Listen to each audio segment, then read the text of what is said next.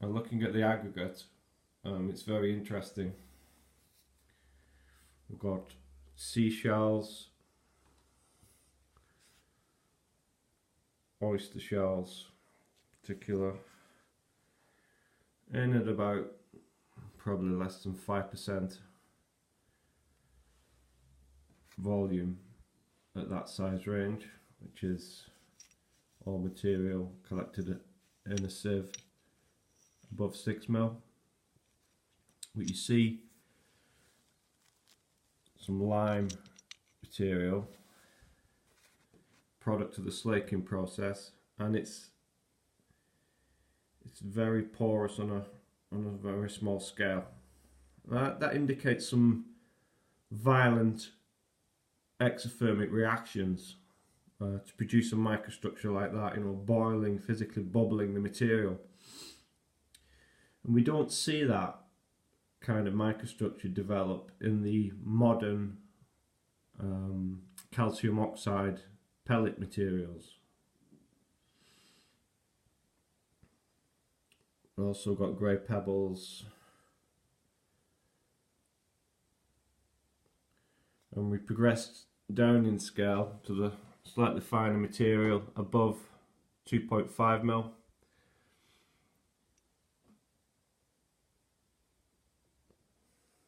Again, seashells,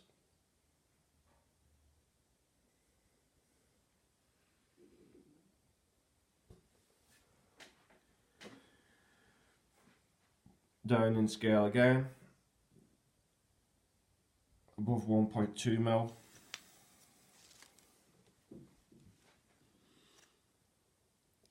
A lot of coloured material in there, and you'll guess in at about 5–10% volume of shells. A lot of white limestone, a product of the slaking process, and grey pebbles, and that's the bulk of the material. In fact, for the outside aggregate is around 3 to 4mm in size.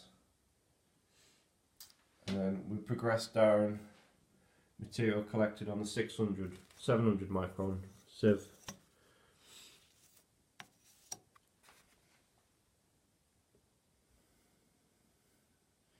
Still got that white limestone material in it.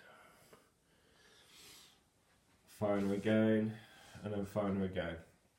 I should note that these powders were wet sieved, so the clay leached out. We actually cleaned the clay from the surface of the aggregate and then evaporated the water, and we have a clay cube, and the volume of that cube is about 64 millilitres.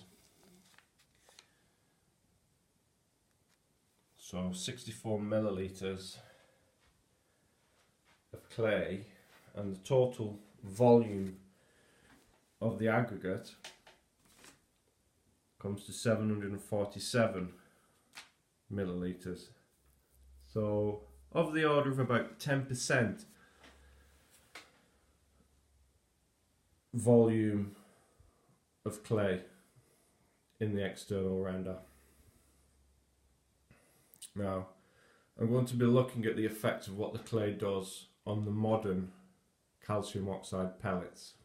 I suspect the clay particles, being probably nano-sized, submicron, act in a similar way as the fibres, the polyester fibres that they're putting into the hydraulic plaster. In that the role of the clay is to possibly act as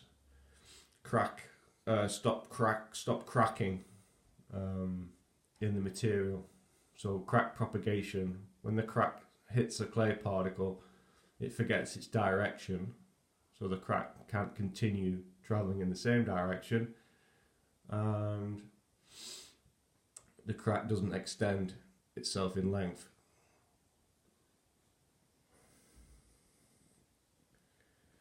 So comparing it to the internal aggregate, we see same kind of material again, suggesting of a hot lime process, very porous white limestone, product of the slaking process, or the burning process, I should say, the burning of the limestone. And going down in size, very porous white particles, and again the beach shells, beautiful colours.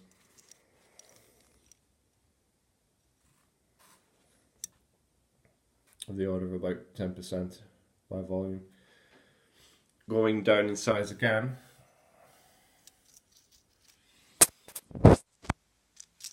more shells. So not an awful lot of difference to the external render material, except there is a very, very big difference, and that is the size distribution of the material is broad and more uniform as we reduce the size. You can see straight away that the volume of the material in the render is very, very well defined, most of it being around 2 or 3 mil, in contrast to the internal stuff, which is all roughly the same as you reduce the size.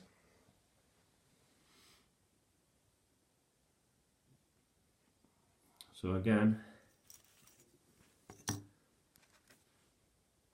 similar kind of material really, and it contains clay again.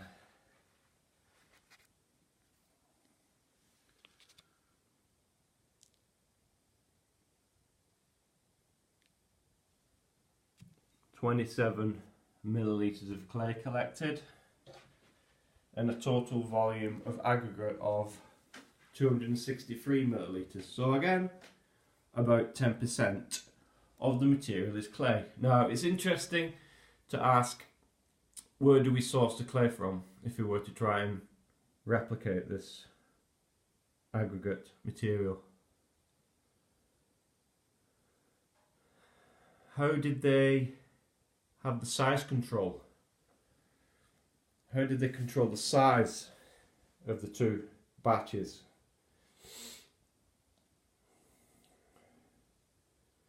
It's probably relatively simple to have a sieve membrane on a large scale, and add, you could add in material collected from a river. The grey pebbles could be added into a natural aggregate.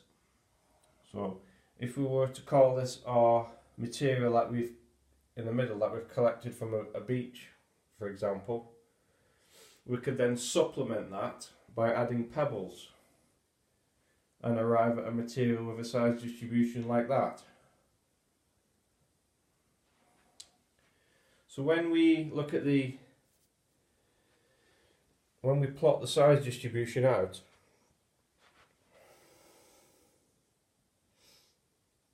on the y-axis we're plotting the volume of material collected, and on the x-axis we just note the sieve size. So in the curve that peaks the external material, we find most of the material is around 2 or 3 millimeters, in sharp contrast to the material found internally, which has a broad size distribution. Remember that in the internal material we only collected 263 millilitres compared to 747.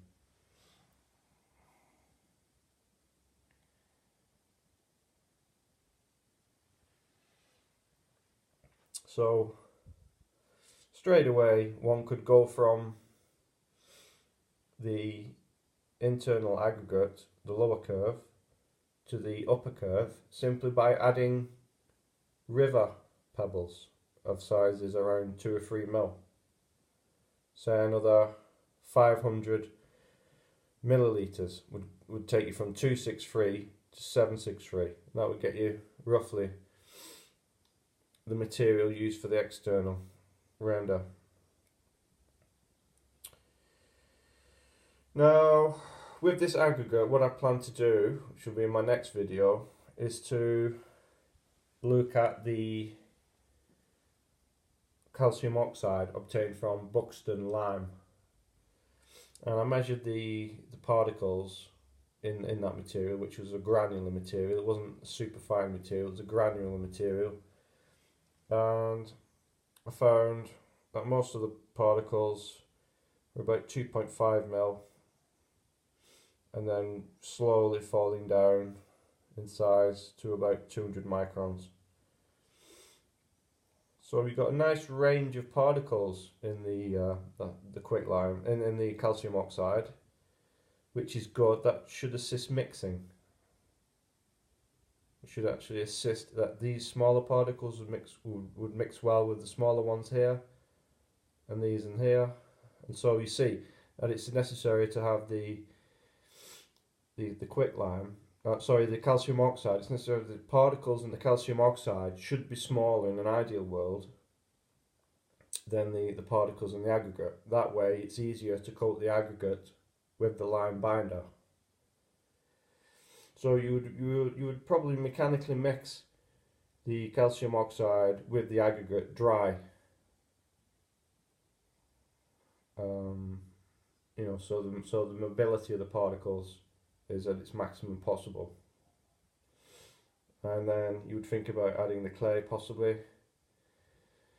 But obviously this is a very complicated procedure, how you put this mortar together. There are lots of options,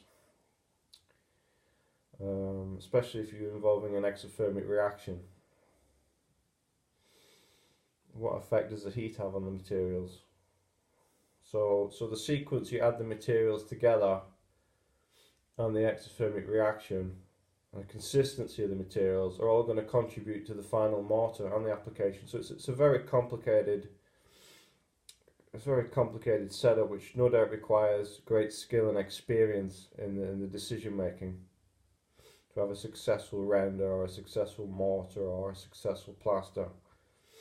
But it's very interesting that the materials, what they used for the internal plaster, are much simpler in design than the modern materials. They don't contain fibres. It's not a multi-layered structure as such, it's just 2 layers. So the material itself is intrinsically more suitable to be applied as a plaster than the modern materials, hydraulic materials. So it would be nice to do some experiments on that. But it needs people with the right experience, because I don't know of anyone who has applied hot lime materials as a plaster internally. Now it's interesting to look at also aggregates that are known to be very effective in hot lime renders or bedding mortars or pointing mortars. A natural building centre supplied a material, and that was composed of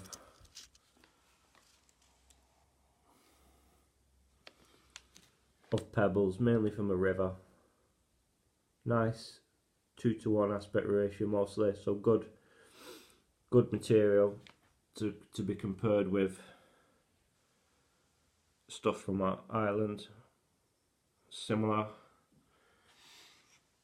Again, sieve the material out, wet sieving 1.2 mil to be compared with the stuff from Ireland. Similar. Now in that material, the particles, the size distribution was very broad again, and this produces a very, very effective pointing mortar. Very little fine material, less than 200 micron at the bottom. So we know that that does work with calcium oxide pellets. It's been proven to work. And in fact it took the man some 20 years to work out that that produces one of the finest pointing mortars used on original Welsh stone cottages. So in summary then, they've gone to a lot of trouble in getting this aggregate particle sized properly and sourced properly, containing seashells, good very different ranges of size distribution, but also clay, crucially the clay component, and that's there by no accident. So we will see how these materials, or check whether they're compatible with the modern calcium oxide pellets, and see what mortars they produce. Thank you very much.